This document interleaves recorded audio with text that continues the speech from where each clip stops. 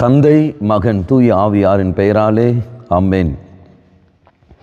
இயேசு கிறிஸ்து அன்புமிக்க சகோதர சகோதரிகளை உங்கள் அனைவருக்கும் கிறிஸ்து இயேசுவின் அன்பு கலந்த வணக்கத்தை தெரிவித்துக் கொள்கின்றேன். இந்த நற்செய்தி பாகமானது மத்தேயு நற்செய்தி 15ஆம் அதிகாரம் 29 முதல் 37 வரை உள்ள திருவாக்கியங்கள். குறிப்பாக 30வது வாக்கியம்.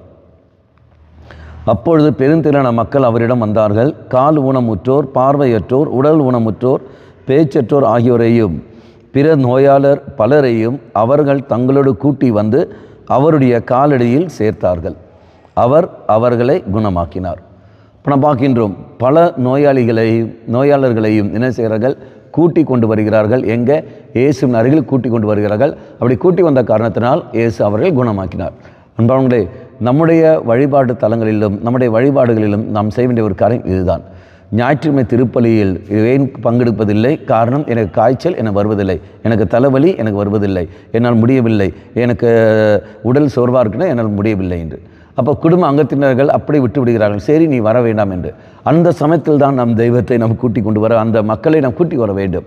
அவர்களை, அந்த நோயோடு இருக்கிறவர்களை, காய்ச்சலோடு இருப்பவர்களை, சோர்வோடு இருப்பவர்களை தெய்வ சன்னில் கூட்டி கொண்டு வர வேண்டும். அவர்கள் வரமாட்டார்கள், ஆனால் நாம் தான் அவரை கொண்டு வர வேண்டும். இனி குடும்ப அங்கத்தினர்கள் அழைத்து அவன் வரவில்லை என்றால் அன்பியங்கள் வழியாக அந்த மகளை அழைத்து கொண்டு வர வேண்டும். அதுதான் அன்பியங்கள் தரப்படுகிறது. அப்படி என்றால் நோயாளிகளை எவ்வாறு இயேசுவிடத்தில் கூட்டி கொண்டு வந்தார்களோ, அப்பொழுது எவ்வாறு இயேசு அவர் குணப்படுத்தினார்களோ, அதே மாதிரி இவர்களை நாம் கூட்டி கொண்டு வர சமயத்தில் அவர்களுக்கு அங்கு விடுதலையும் சௌக்கியங்களும் அங்கு கிடைக்கும். என்பதிலே யாரும் மீட்பு பெறாமல் போகக்கூடாது. அப்போ அனைவரையும் நாம் தெய்வசனில் கொண்டு வர வேண்டும்.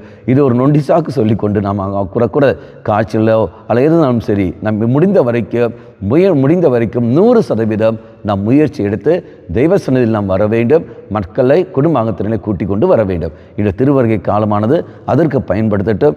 அந்த மாதிரி முயற்சிகளை எடுத்துக்கொண்டு தெய்வசன மக்களை கொண்டு வருவோம். கண்களை மூடிக்கொள்ளுங்கள். நல்வனாய் தெய்வமே, இதன திருவருகை காலத்தில் நான் பங்கெடுக்க வேண்டும் என்று ஆசைப்படுகின்றேன். ஆனால் என்னுடைய உடல் சோர்வுகள், மன சோர்வுகளின் காரணமாக, பலவீனத்தின் காரணமாக ஒருவேளை நாம் பங்கெடுக்காமல் போகலாம். ஆனால் ஆண்டவரே, நீர் எனக்கு அந்த வாய்ப்பை உருவாக்கி தருகின்றீர். எனக்கு சக்தியை தந்திரலும், எழுந்து வரக்கூடிய கிருபையை எனக்கு தந்திரலும், அந்த மனநிலையை எனக்கு தந்திரலும். அம்மா மாதாவே, தெய்வ மாதாவே, எங்கள் மாதாவே, என் அன்னையே, விசேஷமாக எங்களுக்காக பரிந்து பேசும். ஆமேன். தந்தை, மகன், தூய ஆவியாரின் பெயராலே ஆமேன்.